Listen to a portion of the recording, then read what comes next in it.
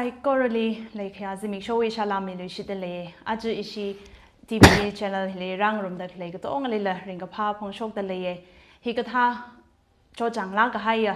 dai la ga ne ima yur hili sambang da khlai hi na maram sa la ga itumui ka pi ka pam ring ga shi ka chot ka chung ga sambang sa la itum rivrawi mayon khami rivrawi lu mashan khami manga aina sei ha ga sai na nga so da ni nga shalak aina pam sar da le ra ga ji shit sang ngai aju itumui chan phai hili itum na ministry hi channel hi ministry wi channel ga sa da hiwi media through yena rivrawi chan ga pha hi nga yaw ga zat hiwi lung hili aju itumui nga le shok da khlai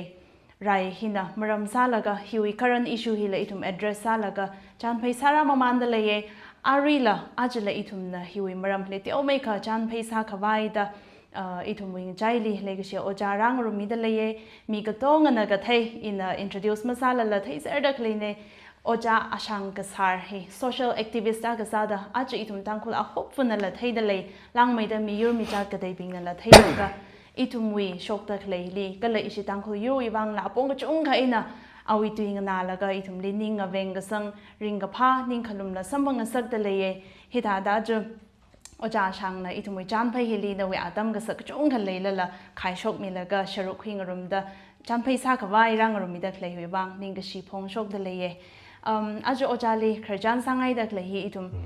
hang hai da da itum vereshina aga salaga itum na sadak le katonga shok dak le hili majuk ungyang laga itum wi saran khilei lak laga ji hili ti omai kla kharjan sangai da da le dak le ne jena oja sang yaru wi shepa ga sa odram ngat su zadak le hili social activist aga sada yaru wi shepa salaga rivrawi nga so khami ka chungala samhang da le ra lang mai da mi pingwi tui nga na laga challenges ka chungala face alak da le ra te hui lung hili rivrawi nga so khami vereli ots verena otsa khang rumui khang shi khalewi experience ti omai ka share saming sangai soyo phe tha tam kham tha sang phang wang e ri makeup ta rivraly ning ki si mingai kala hi tha da program ran da khlewi wang issue we cha drink chan phai le la jang ning ki si tra khami na thumai od manga wa me rono kala ach tangkhul we situation kala ach manipur we hi tha tam hili hi tha da na thumwi chan cha dream chan phaida yari ga to ngali phapta khwai ngaran dak lai hi ach we atam hi lake salaki je lai phlungi ji ne ge ji pa ji ina na thumli kala tang khu naw to ngali hangai mai arina na hang dak lai tha da I thum tang khul hi bo reisi saser khaya reisi sa khaya mi yor ni kala reisi ka sama maning la itum na history ji yang khayang tran li manipur li tangkhuli ri makeup da hokhi ri rawi purpose le la kha tangkhuli reisi sang sak la ga manipur hi li aunga ga thana mung sa ke sang sa ke jang politically socially tangkhul na tra ka than ra ga hai le hai re a chi thum na ka wi mi yor na ka wi movement le la tangkhul ka chung khana than pom pom da le hi reisi na ka sa da itum tha la ka na phap tab lung rai thai sing khui lung rai machu khui lung rai jana very rana tangkhuli ka changkhat le si kala purpose le ye ka ji hi tangkhul no ahup na mam lai lung rai jana very si ka sa hi thada sa khang naw thada ma sangai mane ina sisang mai hawe ka ji tu mning mane ka very si ka sa ka ji hi thada ma thala ka na rivra chang la ka rivra wi so khami rivra wi le ki si rivra li khang so wi experience leng sak la ka very si sing khu very si sang sangai kala ka thana sang sangai aji thum ka thana sa dak le ka chung kha hi mai rivraly ka thela changi ka rivraly ma chi han la o ka thiwi thamet ka them thang khamai ka sang khre la naina pam sa bai na ka than sa dak le hi la ka chung kha le pam pam hai de jaina I thum mi manga ma khui ka pai tha da thai jaina very si aka sa da rivraly nga si la ka ot ka sawi ning khlum hi ina tiaw mai ka iwi life hai na hang lo ja ka jang iwi life is struggle ka chung ka sara ga hai ni iwi mirin li nui la ga da lai tam khra iwi singkru hi chotla ka haya singkru sa ho da chili struggle sai ka struggle ka sa chili ing ni la sa la isavu na syak sa tam chi the church ka tam chi the ho da church ka kamre la ke syak samre la ke I bible pai je nei tha da iwi struggle ka chung khalai sa la ya tha da rivraly chi han ho da I overcome sa shon ne kala ilining khulum ring pha le shon ne chỉ thà đó cho tháo về đây cái suy lý mà ta tụi mình mà bắt chặt mình mà sát chặt phá phá mình uyên san đó pin sát chặt sát là chăng mà làm mà rivra Russia sát để hiểm sát plum rồi cái gì nữa thà đó ninh để tuyển sĩ khuya za ramama na ga family hi chodhau isavu hi cancer patient sa ho nila kai na malai thu da e thaklai na simpan hau pan lui hau simpan na ga i preview lai la ga naw lai la ga e college tamama da khra ne jang atam mili la struggle ka chong ka sai da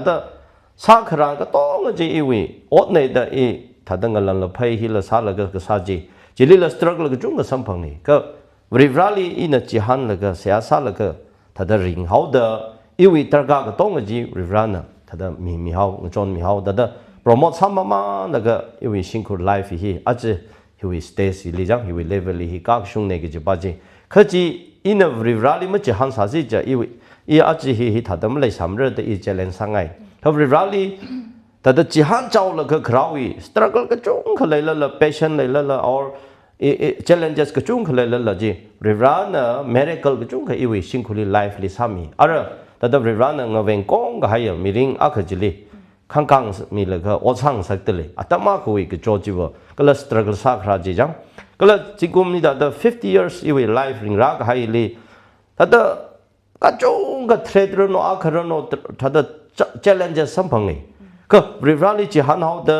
i naw mati lai i private thum chola ga na ring la ga sa san la naw ki pa khali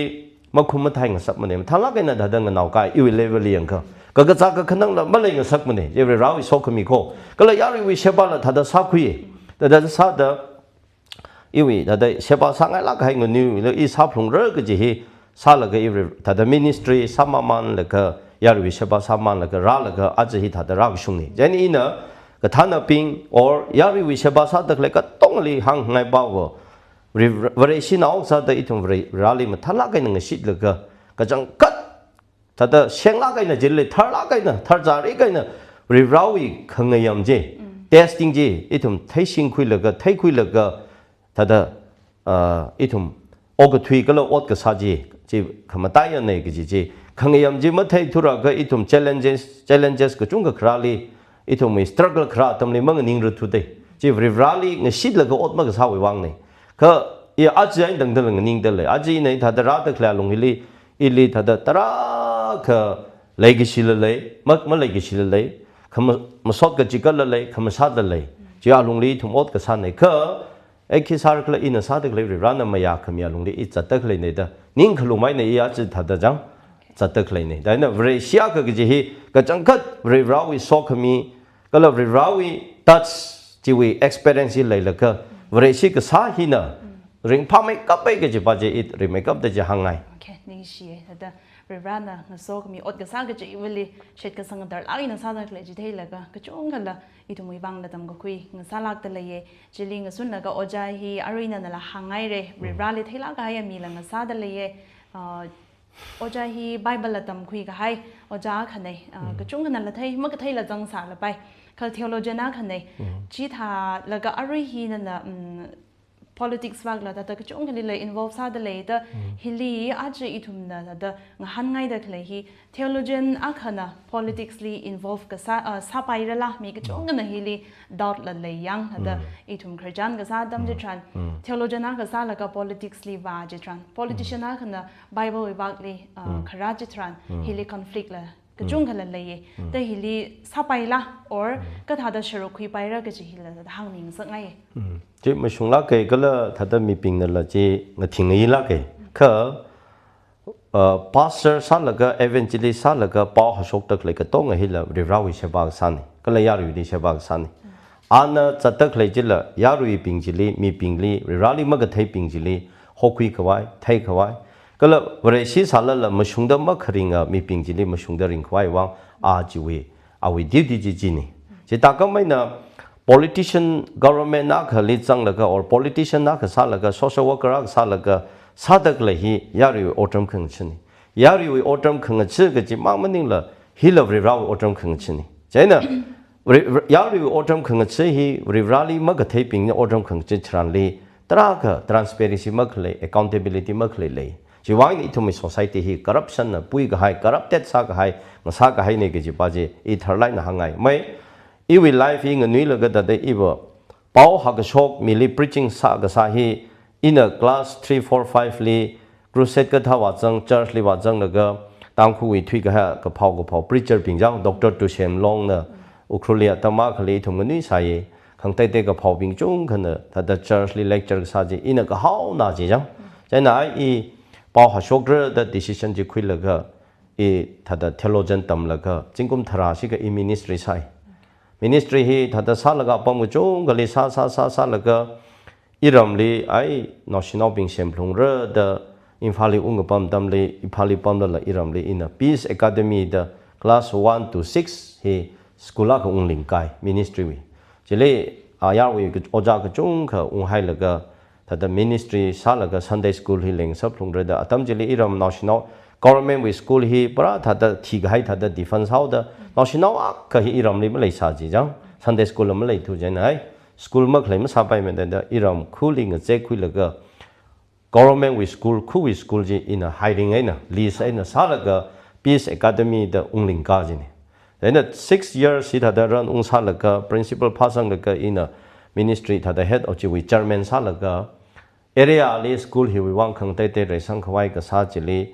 ta the NGO kai khli ing sit laga o sai e ta hi ta sa ye ji thili government li la process ta te akhasai da in a ta Manipuri 6 years hi umpam laga school jaina mari le laga area khu re sang khwai ka sa tam chandi khama khaw ka chung ka theu de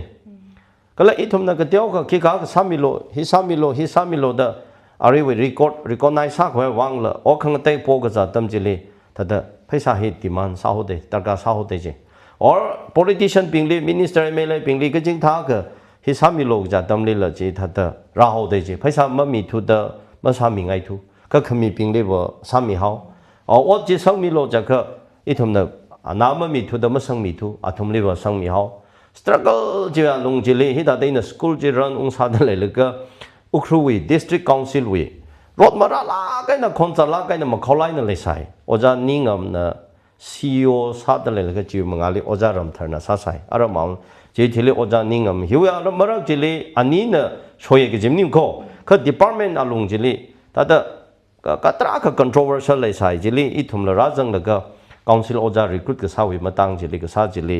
whole Manipur entire ka sa ne jili minister phungcha thang na sa sai several times sam phang la ka sa jili ta tribal ne hills we department ne hills tribal ka ji hi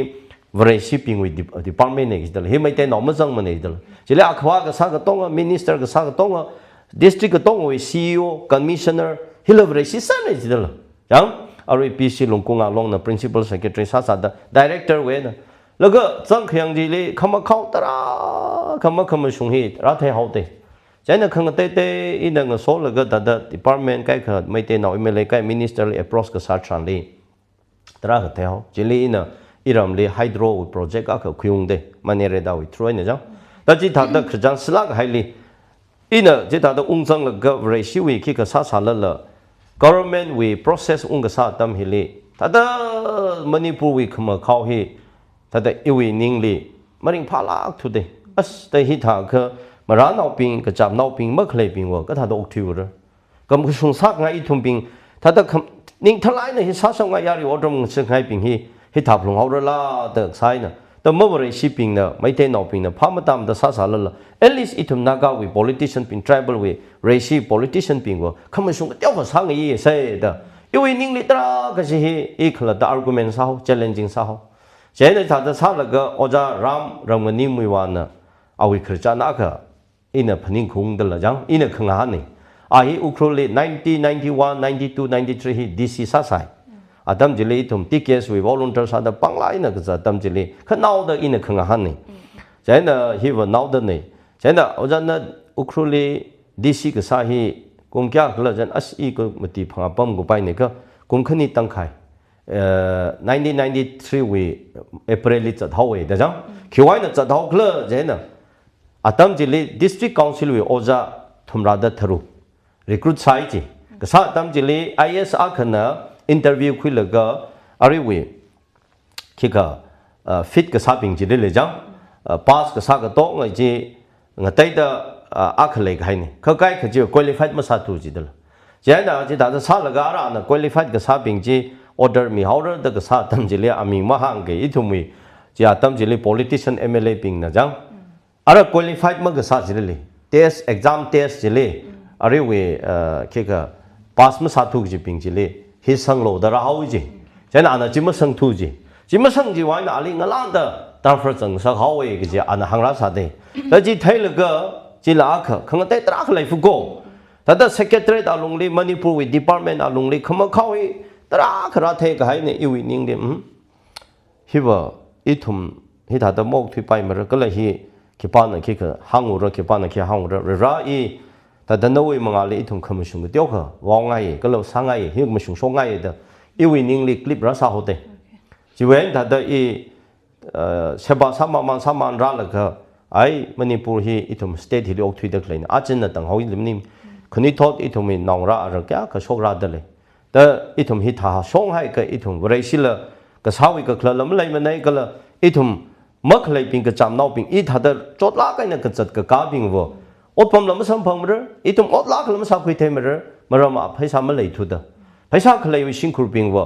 service shop ka sim khur jili mati phang la da sam phang hau contract ka ha sok la phaisa mi hai da thum na contract sa cha phau mak lai ping i thum wo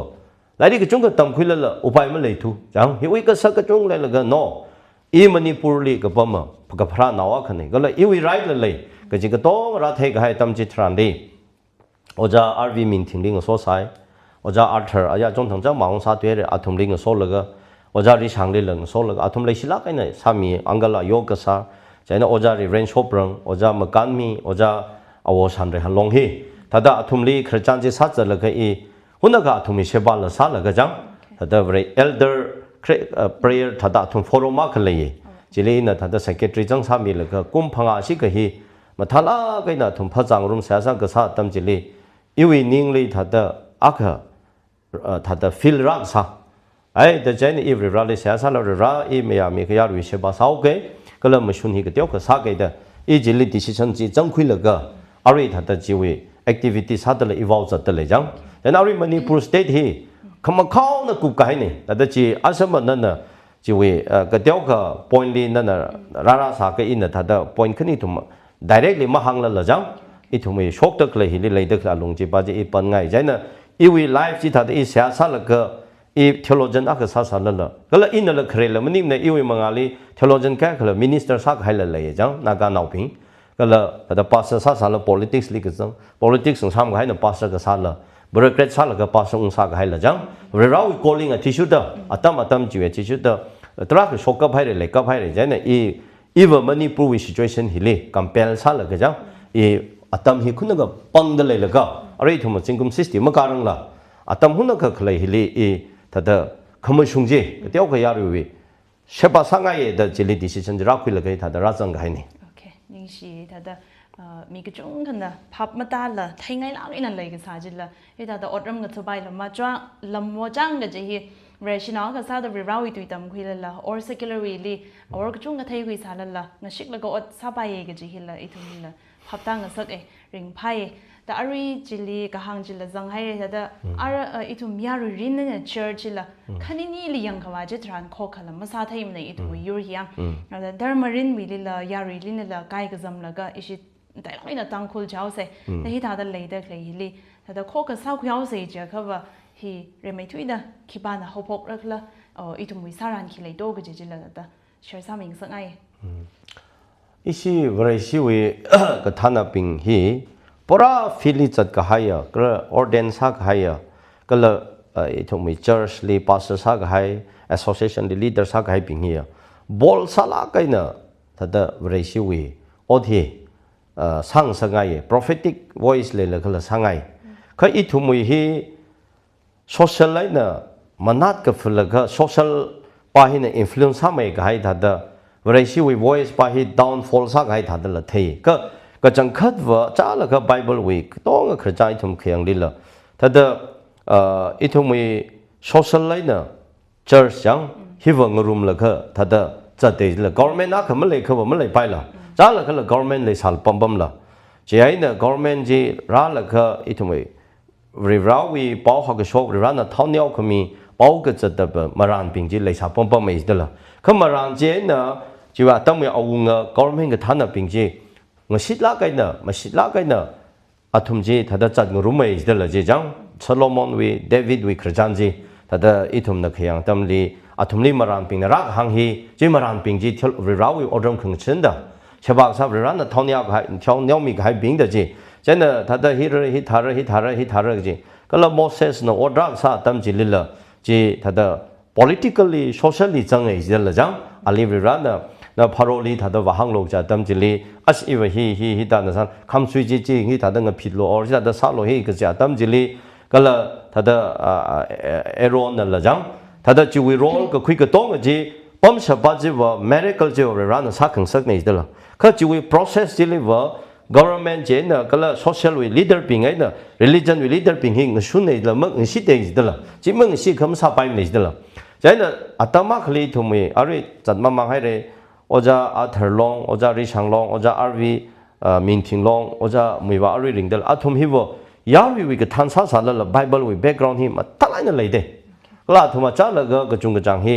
vre shi we Christian school la tam ka da la ja ga sa the ton ni sofa la the Bible la thum the mai de ji we spirit de khrai na now da thum na social we life li ka than sa sa la yawi ka than sa sa la athum hi vre shi we church we relationship hi church ka than na ping ne ka church li activities hi jang mathala ga na thum hi lei de role khui de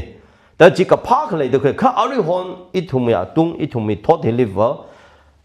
da da political leader being social leader being ga chung ga chang he ai hi church I thum ot nga ru maning manei da ka tiao kha la cha la ga jang kep le la ga ta da cha tak le tha da thei ji na ji tha pom pom hau da awi son cha li Russia khana ma sa khran mi yan ka chung khali khangwi le thum the pom pom me da la ka da ina hang da khle khrnau bing hi wo la sa la ge sa ho da Varashi we convention any gathering le atom involvement le la kala Varashi na atom ki ka hi relationship ma thana kai na le jana church ai na itom social political hi mangrum pai ma nei ma chan ngrum rak ji ma lai pai ma nei ja jang mai assign ka sa ji bang teng te da sai ot pam ba ji wa the ari we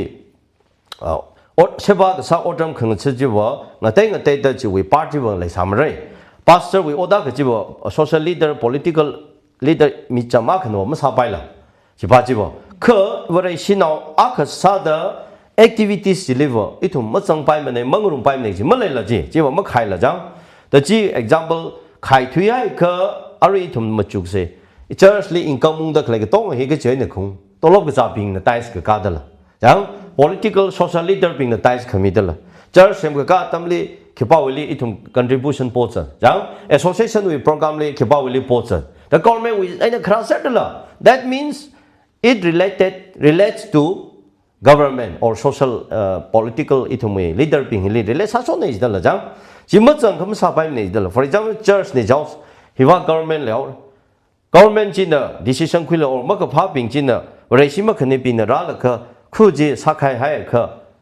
itum church ke le pai ra pang power ma le lu la or church we authority ji government jin na church ma sa pai ma ja ka ta ur ka itumi vare shipping na helika ga jangje ji we kham tha advantage le ji la je na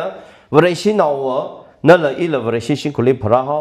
church li ming phok church li baptism khul ga ra ga khwer pam vare shi ak sa da now the ot pam ba jing te thui ga hai ne is la jang kai kan theologian tam ra kai kan hi song wa da ga cha tui mai la ka vare shi ak we activities ka la bible we ji wa church ka we baptism we holy marriage whatever ka tong ji wa vare shi ne ge ji ping wa ngarai cha da follow sa da cha da lai la ka dang na pastor salo na ordain sa lai thami lo ge ji wi nga te gi sok ne je na social political itum social worker ping leader ping political leader ping vare shi na ping ye na church we pastor yo ga homa ga thana ping hi khani ni hi wa iwa shinkhur akane de khui jiwi relation ma thang sap lung ra jai na hi ping na la church li active athumi part lai phung rei jimal le kha athumi la masa ka pai la le ka shoi la le kha ji itum ji wa ka chaw wi si ka sang de la he de jang hi wa pastor sa ta kle church we ka thana ping na la ka tha da sar la ja ka hi iwi yaw naw se re da athum na ma thala ka nang kui la ka tam ji the re ma shun sa khwai maram no we church member da iwi church member da or hi we mla pa ji la we church khlain da ta ana ma shun da ma sa tu ra ga ma tha da ma sa tu ra ga ara ji li wa re si le sa chaw ge jin da ji jena awi yaw naw ne da pastor ping na jena pastor ka thana ping church bere shi ka thana ping ai na political social ka thana ping ma tha da ngrum la ka chat ka hai chang li bere shi song la re sang mai khar mang la rin re sang mai re hi song I thumi khring khra I thumi society li la thar cha re ai na jang chat pai re ring pai re ka ji pa ji jai ne hi wi relationship hi I thum ma tha da lai phlung ra kha a chi wi I thum ya tam hi li tang khul hi li ka tiao ka relation hi mà thà đó mất lại thà đó thấy quý political social leader cái chung cái này hi vợ ít thùng ốt mất đi mình church vì cái thằng là pastor saran bình này đó neglect sắc hay chỉ ai này hi vợ của church vì ministry là down sắp bông bông hi vợ vì có ai cái thằng là pastor cái chung cái này là cái thằng là bình này lại thùng political social leader cái thằng là bình đó thùng li hi activities li mà chẳng sắc sấy đó cái điều cái chẳng thà đó là chẳng rốt cái hay nữa hi vợ cái thằng là sát được lại bình chứ là vậy thì xong nhưng sang mấy đứa mà sát khờ mong là chọn cái thế hiểu kép lại học đấy cho nên hiểu ô cái thuyền này ở đây là cái hàng gì rau rầm gì vậy cái là destination gì vậy ít thùng ác mang cái gì đó cho nên hiểu bài là mình xuống đó sao hiểu bài là mình xuống đó sao cái khinh năng là xí được cái mission ở đây promote sao cái gì đó cho nên ít thùng về xí biển vậy không mà tai vậy ý là về xí sao cái về xí mà sao rằng gì bên này bảo học cái số chính đó cái rau bảo học cái số go to all nation mission cái gì bài vợ nó mang nó sao bài là nó là bao số đó cái này thì cái bạn là phải sao cái số người chọn lựa đó nó là sponsor cái sao người chọn cái mình lại cái bao mỏ số bài là tại cái gì ác bỏ là cái hàng thật đó ác cái cái số đó ác cái người chọn đó ác cái sẽ sao ác cái bao số đó gì đó cái ali bao số lo vậy cái tâm gì vậy cái gì mà lại lười mà rồi đó là bao mỏ số bài là chẳng thế nữa khi ni hi vợ辛苦ác cái này đó yêu khuyên là chỉ ta đã khui lúc cái ít thùng relation mà thà cái này là cái understanding lại là cái ô sao hàng sắc ngay cái gì bao giờ hàng ngay cái đó thì đi ở đây cái hàng đó nó vì thấy cái khui này đó cái các là cái này thì khó cái sao cái vai chỉ cái vậy thì khi bạn là hậu phục thì khi bạn hậu phục làm đâu cái gì mà hi cái chẳng khát vợ ý vì thật đó knowledge sao ý vì sự cái sáng thì suốt đấy ý vì sắc lại là mất khui mình này cái nào thế nào hàng poly rồi sự cái thằng nào bình hi lệ sắc lại cái nào rồi sự cái thằng nào sốc đó sang sắc ngay cái gì hi 이는 뭐용 살rel러 파크와이 질리버 이tum ning hợp luôn rồi cái là nên là yon hai salrel러 이브레시아 사데 일러 ning lại nè nên là ipyo mi thay luôn rồi đó chỉ spirit chỉ mà lại cái itum vre si chỉ cái khlat mà lại lắc gì đó là giải nào chỉ tăng khu vì sốc được lại cái các được lại cái tông này yang là cái iver sát ác cái này đều mất khuyên mình cái hiver si cái thằng nào bị vậy nè hợp rồi hiver social political leader bị nè mà ra bài mình này hi vợ vậy sĩ cái thằng nào bình dân là Bible là ba được lên này sáu được lên này nếu thùng phiếu mi chứng minh rốt lô or hi thằng đó mua vào lô cố đi là mua cái níng lô cái gì Bible lý chẳng sai đấy chẳng thằng cái ai cho ini phá cái vai tùy lá cái này jati lá cái này cái tông này cái này Bible lá cái này lá cái sang rom được lên này ini là lồng lý kỳ vọng cái kẹp lại vai lại cái thằng cái cho ít là níng khlao ít là phiếu mi học cái này là phiếu mi hay là cáiแต่จิลิท่าตะกุบกันนี่จังกัดว่ามาเพียวมีกับเทวังนี่เขาบริษัทก็จีว่าเพียวเขามีหินะป้อมชับหักไม่กับก็เจอคุณไลโก้อีวิไลฟ์ลีท่าตะจีท่าตะอีวิ experience น่ะอีลิจักชีตะก็ซาท่าตะตระไลฟ์ลีสัมพังเอาเขาอีน่ะเพียวมีกับไอ้จีทางนี้อีน่ะไม่ขยันกับการจะสัมพังเอาเตยังก็แล้วนิ่งขังเตะก็จะเห็นจิลิป้อมชับเลยลักเตะ solution เลยเตจังอาจจะตั้งคู่วิท่าตะบริษัทเป็นโคกมันซาเทละlấy được lấy hiệp vợ chỉ vì part khuyết được lấy ở cái thằng nào sát được lấy bình dân à cái nào không phải phiếu mình thấy người rốt thôi đấy là phiếu mình người rốt hay cái issue gì mà ra lùi bài mình này cái là phiếu mình không sẽ cái issue gì mà lại lùi bài mình này là issue gì mà vào bài mình này number one là phiếu cái gì lấy cái sáng ngày mấy phiếu mình cái rồi vắng ấy nè mấy phiếu mình cái thấy vắng ấy nè ở trên là chúng ta tăng khu về Baptist with problem solution cái tiêu tiêu bình hi mất cục sang được lấy này cái gì bao giờ chẳng ý vào challenging sát lắc cái nè là thông lý quay sang ngày thế nè chính vì họ sẽ có cái sau sẽ cái sau sẽ cái board party with board group with leader bình gì thật là ai phiếu mi họ cái được nên học lắc cái nè trong cái số cái phái ấy đó cái là chỉ要cái đó là tầm quy khoái lấy đó chỉ thật là hàng ngày nên gì thật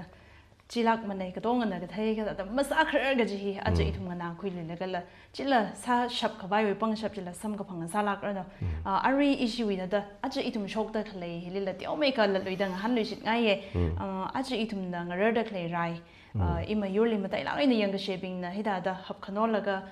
rai sa là cái lấy đó cái này hi tata itum li kiwe bangai na yang shaping na advantage khuyau la ga jiba hila tata tio mai ka share saming sangai itum wi lung di itum khala ta wi le ka shoi le ga highway bang la ka kiwe bang le ga jiba ji tio mai ka tata chang phi sang highway hi important sala kai soyo phi jang itum ma ka hang ma sa pai mane ma thai khang sala ma sa pai mane ga tang khu nau sa da na ga nau sa ning khan ne da ma pam pai mane itum highway issue hi bo sakla kai na khui la ga yari ka to na pha ta phlong re itum hi sakla kai stage li ra ka hai ni mara ma kum thara ma ko hi itum ma highway issue li ba issue tang khu la na ga la pipom hawe ina the brief salai na hang re 1990s 91 92 93 94 95 96 aina tang da nap ko na isi hi naga hi manipur le khon sa re jang shoke hi liver isi na ping pang sa hau itumi khulai ga sim ping lam thalai na well le sa hai da isi na ga chung kha ta da advantage khui ga la rai le isi na khui ga thani kha chi tha sai chi la la itumeli mistake akhale ga hai hi itumna yu hai re da isiring phala kaina pam la ga ra tam jili wa tang khu wi ngale naga wi ngale pam gu chung khaina si hi za thwiser ka hai ne istal kha le la ga chingum thara si ga le la ga jang asi hanung la ga pam li ser hawe dal re occupy yang sepsi tuen na sa lu hawe dal ja tam jili wa isi hi question ma sa thu wi dal daga thang isi na rai sa la ga yu gu khu wi ka khla je ma le thu de je yang jili itum great mistake like ho khachi itum ka thana ping lai how the ka thana ping na ji ma sa sok tu da itum na ma hangwa pai thu la jang je na thui kai ne ka shoi ji jili ra pho khai ne ka jang kha 1990 le mi ka chung ka asil la isil la thi sang ga hai de tha ka reoccupy mong sang sak pai me na wo ji ma sa pai me ne de itum na ka hang ne ka reoccupy sa la ka jili asiwa mathala kai na establish sa hau de jiwi thili asiwa rai ji ri da sok hau da hi ra hi next li ra lui re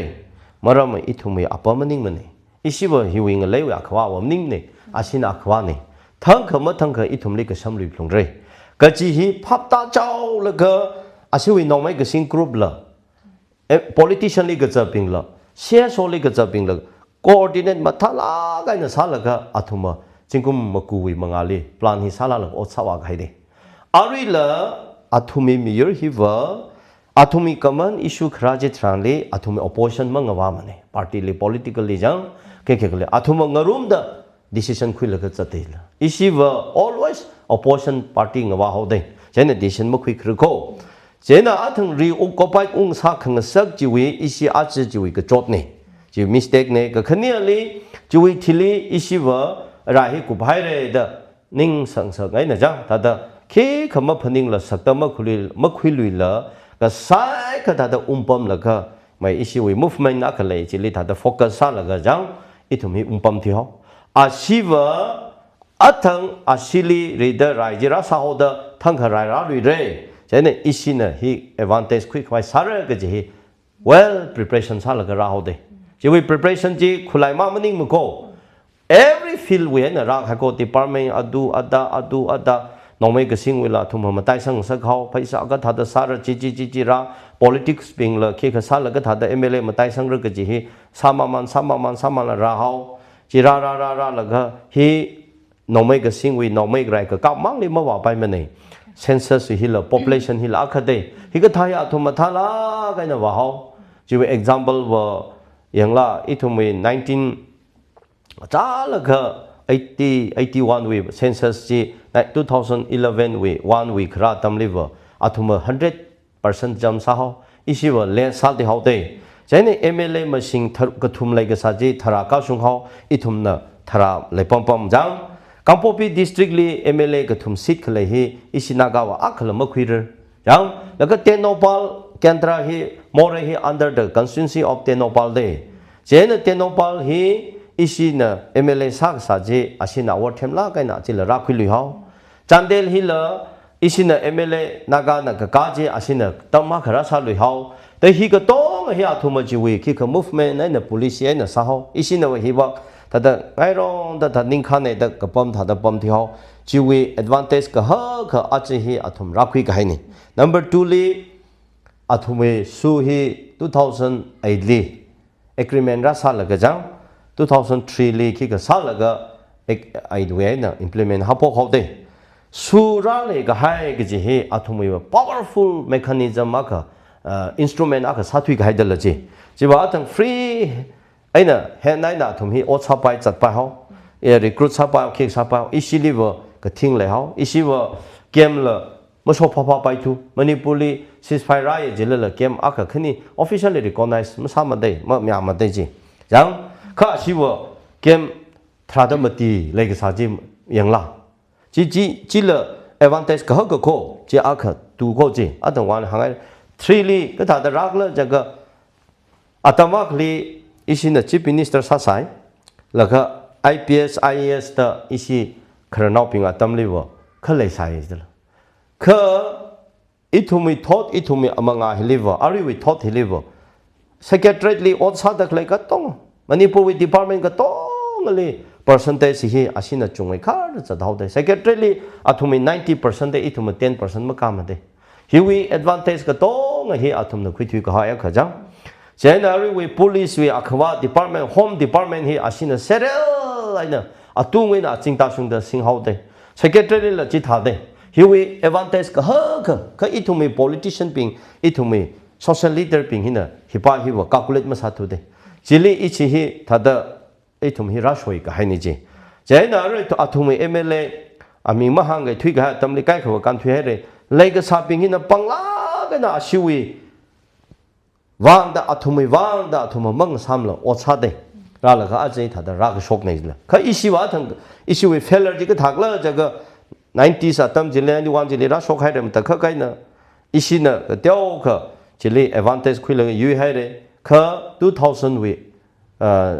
ke kha alung liver asi ri occupied ung sa lu hawe de la resettlement ung sa li ser hawe da chandel la Chanapati la Kampopi la Ukhur la Kamjong la chat gai ga to nga jang example Shankai Moko Chepu hi la jang chat hai ra ga sa de ari we Chanakai the area ka hi la jang Kamjong wa hi la hi we Chingwa hi la Chandeli la ari we IT road wa hi la chat sai ra sa de hi 2000 between hiwa lungli jiwa lungli asi ka to ari settlement ung sa la ga government na ma thala ga na tai dap sa la ga athuma well established ung sa li hau de atam chi we atam we government chi lila mathala ka na sin ang sit khui thai laga athumi favorite o sang sa gau de kha I thuma chingkum makuda pha thumra si ka hai re naga we movement a khale how da tangkhul na than laga naga naw ping chi li atam we government hili isiwo against an opposition nai na chat hau de mai ma khum sung chi li wa chap phung re ka tong li ma chat ka pai la lai chi da la jang chi we issue with disadvantage ak ka aji we shok ta khla tam hiliwa sakla ka hai wa ara ithumi MLA yu we wang ne hinai da sa hai re khare atam li wa yu we wang ot ma sa ma ne da party khangte te independent na MLA ka bing li wa ma thala ka ne handle sa de thread la sa de athumi ki ka Sanapati le example didi thai silong we sim la mai chui ga sa ge jang kang ji tha sa la ga ithumi MLA bing serious sala ka na yu ka hang ya ri ka hang chili khui sang la o sa sa de ka a chi wi atam li wa chi wi train tra ka nga chai hai re ja na a chi li na thang han de le question chi li ithum na sala ka hai pa wa a si wa well preparation na khra ne isi wa preparation ma le na chi wi li ja na ara hi li isi hi atam ung sang hai ne ka ari la mo hui na ra nge hi sau se ka ja tam chi li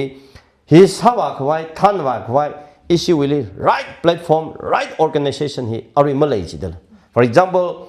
2023 May 2023 li ra hi shokhai re issue neutral maintain sa sai dak sai ka pom haidal acha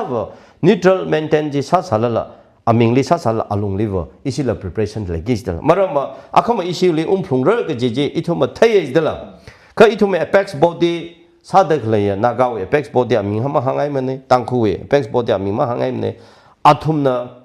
plan hi saram ji dala je ka athumna ji masa thu ga ji li aji ithum hi le asina hi advantage sang khui ka hai ne da hangai kha tangkhun naga lo na emergency declare sa laga walk shock hi changa khatang khai kai re emergency declare hi wa rai ne jidala kha declare sai laga issue we rai we yi khui khwai we position preparation hi wa ma thai lui jidla ja na ar ya hi phung pa laga ya ri kai khana ka thana pingli blame sa longly blame sa long na la prajali blame sa akhali blame sa laga issue ngning cha ta leila well asiwa 2023 we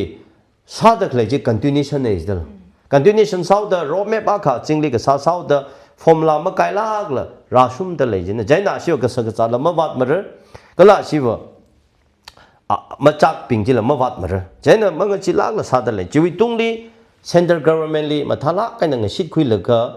athum li ka teo ka are khi ka leng sak la ka jang athum li ta da sympathizer kha leng sak la ka hi song we itum le full rang ra da le da ka lang ru pai la ka khiwai na central government na asili mi chang chang hok la de thum si pai ne maram center na naga we movement hi oppress sak wai sa da le how the itum lima khamya mi ru ping je anybody le si jing phlung re je itum na thagi jin da na asiwa jo isili ga tom lo isina sa ke la ka issue ka phani sam bi long jin da that is we call politics je politics day politics khangariao alung chili ithumna silaga India wa sili favorite sai napko wa sili napeda matu panggi jimning ne o sadana sasoki no wo jene hitrali ithumi se so ping hina mathala ka decision khuilaga oneness one command we at command we chingli o sasoki jine tuli achi MLA ping ka sai khama bombai man aji we like the MLA ping hina athum thwing laga at itum nagawi right hi mathalai na wa phung re kha ajiwa government ngrum da le state ngrum da le center nang chon da le ja how the alliance leads at khrum sao da nagawi MLA ping khi pa kha hi mulung ping pang la kai na nganing ka laga brave sala kai na ma wa thu de mahang mi re thu de mahang re thu example ari ukhuli tangkhu SP high pai nagawi SP high pai hi la ma hai ram ne ji la akhwa ping na ai ma high pai ma re ji how ajiwa atamli DC itumi mi high pai Jili itu mama hai tu, hika tahi itu mi loophole kecung kelai. Aji hili duty tak ada kelai state forces pingi naga nak pimang deploy sapai. Jili polisi akan itu jili bom sama lay tu. Yang hika tahi loophole kecung kelai hari. Hiwi loophole hiba hiba. Government we songai na failure lay dak kelai hiba. Law and order li atum li micang sada kelai ke. Tau jiwa public lem pen pai mera. Jiwa itu mi naga we MLA pingna. Representative pingna elected pingna responsible quick pungi je atumi duty lage yang jena ina kup sangau ga ri hui topic ba hui chapter liver number 1 je asiva 90s we thingli preparation je hapok mama laga thangkha sa phlung re ge je ra hau reoccupy ungsa lui hau kala government song hi pangla ga na development ni atum ki ga sa laga policia khaina otsa ba hau MLA ma singjing rai cha dong le hau Kampopiwi district hall hili isi MLA akhalam lay tu kala extreme border technopal itu mi tada chicken we kika nek ka thane is da lajang akhama wo matala ka hai chili shoki ungi hiwi he asina ungsing thui hau kajiwi itumli block ak sami hai re da kala manipur we shok tak lay manipur lay dak la ka thana government hi li center ka thana ping hili asina matha mai dang sit mai the hau isina mang sit thai tu Ari IAS hi IPS ya si chung mai hao jana thuma ka chung khang ri pai hao center we na hi we IAS MCS le dak le meeting ung sa hi ara asiwa secretary li Delhi centrally athumi secretary joint secretary chung khale ari la finance secretary hi athumi miyur de ji jana ara fund we position hi li ji advantage tra khale hao da athumi area jina fund chung mai da mi ta bom o sa pai khai i chuma hi pa hi analysis masal jang Hili tada matui pom jidala. Jana ara achina khulai ga tada mathamai le hao athera khiwa ma wathu ge je maram le sere jidala. Khami na ji tada sai ga isi wa ji research sa ge jidala. Research sa la ga isi le decision ung khi jidala. Ka isi wa akhai na aka pheng ro. Achi MLA thra le da khlei la ma charum de le de. U khanang la ge. Kala naga wi CSO le da khlei ping hi la aka ma saran la le da le de. Ji wang u khanang la ge je na ithum hi tada ung shok ga hai nei tada ung shoi ga hai nei kha hi wa Atuma well preparation plan sa laga khara sau da rashwa ko gi da ithumi mi ping pi phup laga ma pam pai me ne ke che ba ji jang ithumi mi ping ni je ma thung sak ngai okay ning shi da ma thai ga sa ithum ga da chamla ga ha mi jam bing praja bing we bang la ka chong la thai gu ki la sam bang lak le ko ja wi doing na la ga hi na la ka chung kha rei ka sang na sam bang lak ro no I thum khang na ping na la ki ka ma sa dai sa la sia ka sai na la ka tom la ka tha na ping ni la kho ka sa ka vai ka la I thum wi long di bat tak le nga zan dak le hi na nei ga ji ti o mai ko ja na ka thei a wi share za dak le hi na la I thum wi bang la ka chang khat tam ga kui nga sa lak sei ga ji la ha ngai ye khanao sa da question a ka hi da han ngai ari wi ji la ka chung ga la hang dai re ta nga rer dak le rai hi da oja na hang ga hai ling na ka crucial sala ga hai I thum mi sak la ga hai position ni la pam lak ta le ye te hi ka tha atam hi le I thum mai kya sam bang se ja ka ba khi na I thum wi pang shap na sara da ajui ya ka critical juncture hi le khala atam hi le yu khui ka bai I thum mai kya sam bang sa ja ka ba khi na I thum wi pang shap na sara ka ji hi da ka tha na bing la or ya ri la no wi thai ka khui share sang sak ngai issue we atam hi tranli naga manipur likhle naga ga to nga hi kok ka sa akha ga sa jang kala tangkhu wi sa da la tangkhu kok ka sa ga khui re si song la o ga thui song la akha ina kok ka sa la ga ning ka hai ka isi ji li jin I thum mi khulai ng sar kala jin I thum mai khya ka kang sar ko achu atam hi le naga naw ping manipur likhle naga ping kok ka ma sa khui thai tu ra kha tang khul ma tai la kai na atai na hak pholi tang hau hang hau la mi yu khang te na tang khuli yang ka da le ki wang la tang khuli ri ra na purpose le la ka than ngan sa ka hai na wo nau da khang che ra la pai ka a chi I thu mi tho dai dang da tang khuli than lo da annoyance sa hai da le tang khul na tham bam bam da le chi I thum na lang so khwai ma ni ne ka I thum thai gi ji na wo cha na tang khul na kok ka ung sa hai ka I si ji le pam sap sok ra ka a chi wi le tang khul kok ka ma sa thai tu ra ka I thu mai ga si Malay mara dala mahang pai mko. Chena tangkul wi ka thana ping, very si ka thana ping, political ka thana ping hi oneness with spirit le itum sa plong ra zat plong ra nganing ka plong ra ka aje in sayang ka funga pala kan le dale u khanang e. Tangkul naga long along li working committee khle along li la. Tada ka tong impact kan intact kan ak sa la ka mak le thada thai. Yaro ina mari ka pha ka chung khle. Hi chong khang te te branch or long lay the clipping hilla coca salak la chila coca masama jaina itumi yuria long li lay the clay hilla da coca salak la mahang rock ma ka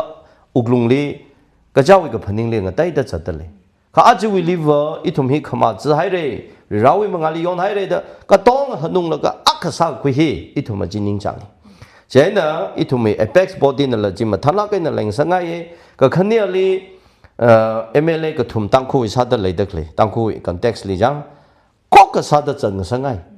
naga wi MLA lei dak le political party differences le sala pai party nga tai sala pai aju issue li wa aka sa da chang sangai the tangkhu wi context li aju ukrul hili division malai sala la open li malai sala uglung li wa alung li wa division khlei thada ithum ot manga mu khui pai la le jang ari khani thot khon da ka lei da le TNL working committee lei da le hiwi alung li la thada differences khlai thada manga cham khui ka thei la khlai hi kala long phang we along li leida khlai na apex body hi kala urine na issue we leida khlai khi ka hila manga shi khui ka thei thada jang leida khlai hi akha tamelong shong ja ka ami ma hang la faction shok la ka aka leida le jang da hi wa ko senapati shong ja ka ashi ari jang wa silence sa da le ji dai ka rai hi tang khum bang wi rai ne da khui hai ka ji ithong khok ka sam ning dai aji shok tak le wa naga wi rai de naga li ka sa de aji ukhuli ka sam de akhama wa chan de li tamelong li sa ra de rida leng me li la sai re chung kha jang de jin naga ka thana ka tong ping na hi naga wi ne da akha decision khui la ka naga versus aina wa gi jin wo kha aji ji tada senapati shong ka tyo ka silence sa ka hai na isi tangkhul wa ta hai de aja senapati shong hi na ka tyo ka mà thuộc hậu sĩ cái gì vậy người cao sĩ chứ naga就唔打幾錢，即係佢當khu會มั่ง啥擺呢？當khu會乜嘢啦？乜呢 ？naga versus 佢可能，啊咁嘛，戰爭鬧兵，當咩浪鬧兵，新納啲鬧兵了 ，realize 啥那個當khu裡很空了嚟嚟啥嘞？佢只不當khuมั่ง哩話打開，嗰啲個他呢 politicize 個啥他的了睇佢，佢只一同咪個他那邊的睇那個項目啥嘞？樣，即阿克 number one，number two 哩一同。yang ke shipping hi ki pakla ke je identify sauce ji thai ke ithum na ki pa mai le atam hi tran le ki jat le ki mi ping le ngasi khui le kha ithum nga ning rum ra chat nga rum ra ke ji we homo ga kha sa ra isi jilam sang ka ngai thai isi mang da naga mang Manipuri thum thada sapamra ithara the Jewish concept Jewish spirit Jewish feeling ai na lai ka isi lastly isi victim ataruko okthile je ma sa pai mane jang jaina center we mi ping na wa athumli sakmai da khuilaga si jing hai chida ka ithum center li khipa mai li lobby sa laga isi la si jing ra ka Jewish angle hi akhang riaw ra state hi li ithum maring pha khangro ma myang ngro khangai lai sala la ari athumai na rai sadale thaga achi ithum li targa sadak lei khimoi mai kala isili la athum na mang chona kha ithum hi ithum economic hi mam thala jang khike gam tha thaga ithum na khipa siling sit la ka cha sara unaka nga sit ka hai na issue ji compromise house ke jimning de political we journey je jili compromise house jimning de jiwa chatale la jang kha achi no we simli compoundly knowing ramli iramli younger bishing etera sa hai ka no we rai mi pingjina strange wat hai ka rai mi khangate invite sa khui phlong de jiwi formula ji itum sa phlong re number 1 number 2 jang number 3 li Manipur hiliva government le dele arom na thandale akuila si sadale hiping hili mathala kaina isina phatang sakla ka jang isi we phatang sakla ka isina sarang ji itum sa phlong re jiwi convincing ma sar thura ka isili minus sondra ko maram government ge ji state we center we power track le kala itum na hili thegi jiwa government ge ji state a khali law and order security forces ga tong state we chakla hiwa state we subject ko state we matter ko center meaning lak ko jen chi itum na phatagi na stately power track endorse ha idele ji bingji thailaga itum tackle salaga ngriaw re jen ara peace khirasi je ka ji government na roadmap ba ka simsoki ji ni ka hili itum na thegi ja khana athum liver center na commitment akhami hauda na thum hi salo na thum na si hi salo na si lei thum ni tha ka mi re ko hi na thum na jing check re ko ke ji dialogue hi atam ka sang ka sara khaina soyopi itum na thegi ji ja sara how to get the tiawla hagla coming before election hili or after election hili something atumi solution aw ka mi re ge ji center na atumli commitment mi haidele asila ji over confidence and o sa da khlai de jen atum rai mang sam lak mare hada peace khwaw mai mang salam ra akhma ukhruli ke deu phasang awla chandewa hapok li re akhma chandewa phawla tamelong song sar marama athumi khring ji ungsung khwai center and understanding sa laga ka sa da itumi issue crisis male kha athumi solution bargain ma sa pai tala phamda jana hili issue leng sak laga conflict leng sak laga asiwa bargain sa khoi khwai sa dala jana chingkum ga thum arom pa se na si sang rok salala aru he makhui ka sa makhui khra je ji dala aroma kum sang khira nga ga haidala ka asina ra ha pho hodala jang jipa ji ithum thai phlong re khama ta ya khana ach census hi sadale athumi ngale liver athumi so high authority ping the cooperation milaka isiwa jiwe policy hi aril ma le rang itla the first hamilo the tampak na sala ka chili tha dan nabla ka sadale ji la ka thakai na ka ithum policy ma sung sok phar delimitation ma soila ra haure ji rai hi le rai ma khala ka da aj nong mai ka ro mang li rai ma ho pai me dai jena delimitation 28 li khra tamli 2020 khra li delimitation ka jen rakla jaka delimitation hi based on the population li baisa ki chite jena ara asi wi aj census hi la asi wi population kya rasanik la ki ithumi ki chung ka awareness samade ka katalama ka tadram rate thaga ithum ki mechanism khusok la ga ngarrak la ki je isiwa achi ju crown preparation je so yo phi ma sarang ei dal jana ara rai khyu gi ji hi ach athum na pom da khleng la hi pom re or issue phone the issue wi kai khli ga sam ga hai ne are for example cycle wa isana kai thewa hi danger sa da lai de athum na ji yu khi khwai ga sa de akama isi chat ga hai na phone the isi na ga sam ding la athum na ga sam ra sok ra de ji akha ji li mai gi si akha ko ach wi government hili both center and the state hili asina influence mer mai da sa laga asi wi sympathizally osa ko ji tum thai gi ji go number 3 li census hi asin advantage khui khwa athuma lungjang hai ko delimitation hi population li paisa ko and population hi achi wi liwa asiwa trak increase ka gi jaw da delimitation hi li city athum na chungmai khwai wi plan le ko chỉ thấy cái MLA với sit mà sinh hi chung mấy hai cái ít thôi mình rai chỉ kích lên chỉ là cái thôi mình chỉ rai cái UX cái đây cái là ở center là siêu relation hi before election state we or after election đi cái chỉ cái thà thôi mình demand à cái mirror cái gì hi center we không sit nữa đó chỉ là chỉ bao chỉ ít thôi mà thà là cái nào well preparation này là lấy phong rồi cái issue we were read the alternative arrangement the sao là cái chỉ ari rewind cái sao là money reprocess là money cái là tầng học là giờ đó pra whole sao là cái lấy cô giờ là district we roll back sao đó năng là cái chỉ là cục cái sang là mới lấy thôi đó health whole sao là cái lấy cô cái campo people whereas mà thà là cái là function sao là cái sao đó lấy họ chỉ we advantage disadvantage cái tông lấy cái là chỉ thùng cái hàng này issue we MLA nagaw MLA pingi thok ka sala ka malay bani ka phaning ate dele go ka cha wi thada we politics we rana the election we wang ari thada minister mantri awi od we wang na hili focus sala ga cha sar dele go iwa chi ka tha ji hai sang sa ngai a chi wi lewo ithumi le de khle mangali sok de khle a khon cha de khle rai ka la issue le de khle bai na khama tai na de khui la ga chi pa ji li ka tong o sang sa ngai a siwa chi wi song o cha de le go cái issue we were là được election we want preparation sát từ thuê để được là chứ cho nên ít thôi mình hi ô khả năng là cái số phi naga hi tăng khu hi rivra we niang không mà lấy thu cái gì cả rivra na khai mi cái hay thà đã chẳng ít thôi mình cái thằng nào bình đi hàng là ốt mà sát sốc MLA bình đi hàng là mang na sang ngay ốt mà sát sốc CSO bình giờ là ốt mà ngắm mà khi bài lạc mà ngắm mà vào bài lạc là khai thà đó cái to hi itum hi thada ung lei dele hele a cha tang khun nang ka thui la ga da ka jaw wi level ka sabai na ka teo ka thui ngning la ka ngar de lei de then hi u khnang la ke ka la ari shok tak lei itum na ka thada sa sik la ja ga hi wa tang khu wi think tank intellectual forum nga wa la ga ma thala ga na ta ina hang dak le point ji no mai ka kap wi mang maning la census delimitation itum officers transfer posting ka tong hi analyze sare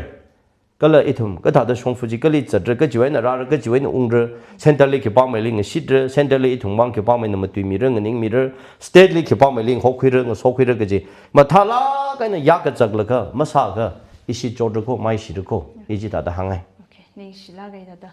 thì cái đó crucial sala cái hay hiện lịch thùng pháp ta mi khang rong thằng khmei cái gì hi là dargar sala cái này khó cái gì hi mà tại là cái chẳng khát đấy cái chỗ người là khang na sam bằng ngay rồi nên she oja na da cục cái sang sa da khanawa concluding remarks mi khang ngay lấy sara là hiar rồi bang hay đấy nó vì ta question của bài cái giống in a sala cái nào aka khani mi ngay ithum hi Manipur state li ok thui de le miru khang te li ithum na aponga khamang li saklai da thaning la ka khang te ma the ga ji ithum mi ta khang sare chỉ ai na ari government run cái sa hili bureaucrat ping khipa mai na control sali ari we judiciary khipa mai na control sali legislature khipa mai na control sali cái gì hi Manipur lik le naga nau ping ga to nga hi ba hi mathala cái na ma chuk la ka plana ka sa hi number 1 number 2 li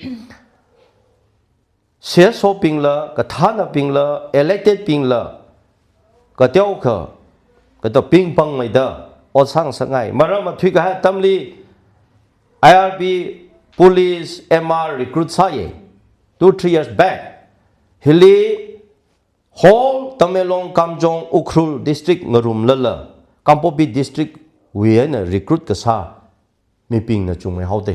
district ka thumli district ka khawi mi na chung mai hau ko si thumai loophole ka chung kha lei cho nên state forces we akwa ping cái chung ka hi khipa mai na control sakla cái gì itum there cho nên judiciary khipa mai na control sara je there cho nên ari executive power hi khipa mai na control sali gla cái gì there ko hi center na sa ser hai ko state we affairs la center jiwa asina tha mai da close mai da chali ko ari la recruit cái chung ka sakidale ai thome state security force MR IRB whatever police 7,000 jang recruit sara da lei dale hili isi mathala cái na plan sala cái ithumi mi la maximum ithum ne hili khui khwai sala ga khi ka sare chi ithumi kangna ka ko ka khania li education we na la primary school high school junior high school oja ga to more than 3000 recruit sa khwai plan sa ser hai de hili le isiwa tada asama rai ne jai laga athum na advantage khui thui hai ka jang hila ithum yang rko ari Ukhrul district na all this gala population chung make up ga district na sala la Churachandpur le medical college le hai de nursing le hai de doctor athuma full line jili ari asiwa mini airport demand hapok hai de mathang ke thawi advantage achi infali mong changlak salala asiwa travel sala ga chaga pai wi shape hai de infali airport li untong khilala India with security forces na kampo pui we na drop ta sa le de BSF na Churachandpur we na jang hiwi capacity hi athuma bilap sa ka hai re isiwa jiwi ground jiwi homework jiwi ground level jiwi ka tong ji isi ka li chakla ka li chalikla ga ji pa hi ithum na ji ma thai tura ka jang ka saktra ka le ka khani ali ithum Manipur li sada ot pam employee recruit sara da notice shok la ga result ma shok mi la khlai ga chung kha he ga tha hi ithum mi ping ka teo ka movement le phung re hila athum ne advantage khui pam da le jang phaisa tarara thi sang rok ke result mang shok rok la kala ithum mi athang kan recruit ka sa tam jili appoint ka sa tam le da phaisa ka chung ling han dak le ga tha hi hipa hi hili movement howe jaina people movement le phung ra ji ina ne achi Manipur wi sarkar hi tada ma kholam ne ma hang pai mani transfer now sa dak le aka sa dak le hili tada phaisa khui sa la ga na senior most le la ga na li ba tada ha retirement akli tada head of the department ga sangjang pui de le ko la ga ma khning marama ga ja achi ukhru wi ili PhD wi ukhru ot sa da le la ga ili transfer hen sa da sa tui ka hi phaisa khui za la ga sa ser ko hi ka tha hi la hi atam li yang sam phung re isi wa hi tha hi ma yang thu de jaina atha ina ga ji thui ga ha atam jili last government jili MR police recruit ka sa jili isi district ka thum ngarum la district ka khawi mi na chungmai da recruit sa ga hai ji ithumi mi representative ma lei thula ithumi CSO ma lei thula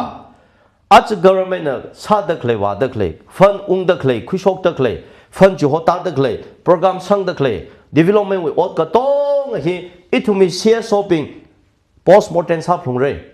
jang ithumi CSO ping hi research sa phung re hi thai phung re mak theng sa pai ne kala ithumi representative li chi amigrang sa phung re ithumi representative lai iwi sampang ra kota tharam ku sampang ai de sai bom pai ne iwi kendarli kya khami awi kendarli kya khami iwi kendarli kya khasang awi kendarli kya khasang ga ji hi comparison hi sablung re de ithumi representative ilik tyo ka ba sungai ka khon ma sok la ka sai ka pam thyo in approve mi sabe sam khayawi system ka thada yaw da lai ach program DD we hills we PNJS why we anything program sang da khleli ka ji mai le chumai da sang da lai ka ji lai ser da khle ot da wo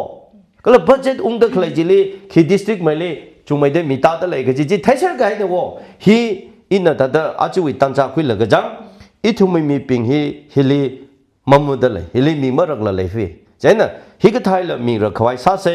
hi ka tha khlai hi ai na hi ka tha athumai advantage ka sa wang na any athumi isura shokle athumi ji we advantage la lai pam pam mai ga ji ba ji jang ina hangai jaina khanao sa te ina hang sang khangai ji bo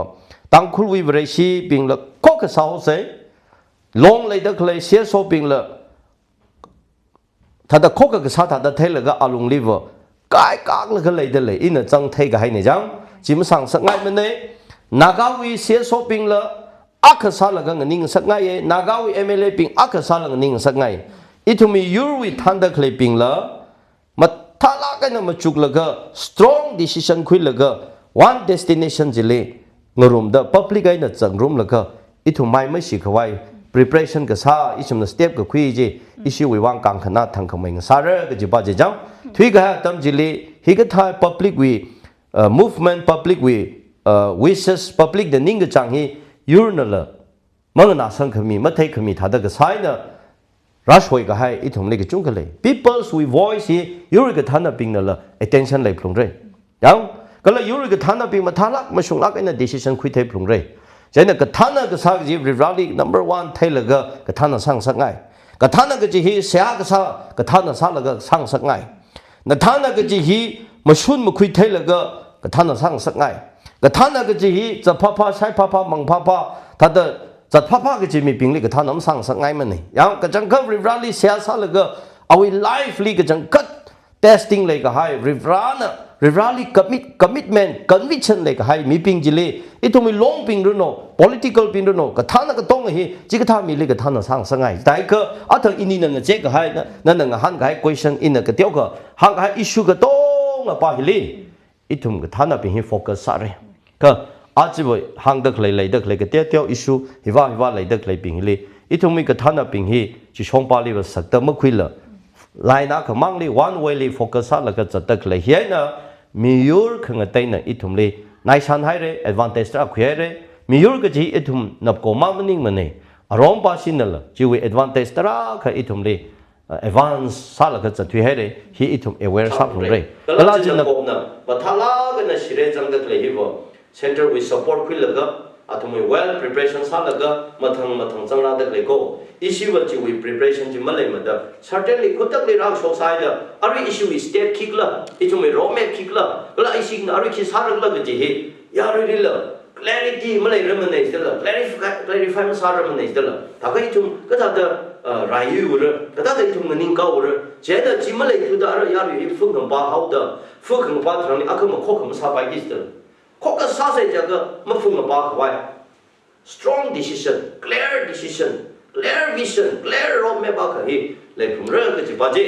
ਅੱਜ in này vì thada tan ra hay quy là cái jam, ý hàng ngày lá khâu vậy, tất cả cái những xe để soi op. Okay. Là cái lùm lá cái là khởi trang cái sao cái chung cái là thấy cái cái sáng là khởi trang sang rồi mai đây, nào ý ở cái sao đây là mà người dân đâu, rồi ra lên cái ship là cái ở cái sao, nào ý cái sao ngay thì sure đó, nó cái thà thì được bằng anh là itu lấy là chung cái huy cái quy mai kia mà ngang cái bằng sao nó cái gì là ở trong ở cái sao này ministry đi ra nó, nào ý politics vào đi ra nó mà ngang bằng mai lo cái gì sẽ ăn cái sai là hàng chục phương ngày lấy cái share viewers pin cái thùng sai có rồi là riêng pha đi share cái đó mình chính là lấy chui bằng à chỉ itu mới chán phải nằm ram sao là cái itu là sao quy cái hai khi sẽ ăn cái sai là nó số được ra đi thằng cái mấy bộ là cái thằng nó pin ra đó itu cái sure pin ra đó thằng mấy người đồng này yang cái share cái bạc lỡ thì là cái itu đồng sang lá cái nó ốt sao là cái itu người người đó để rai mong nào đến là phải sao đến là mai khai yêu cái khuyên sao là sẽ cái gì là đối với hàng ngày mà thằng về episode itu sắm bằng với chuyện nào sẽ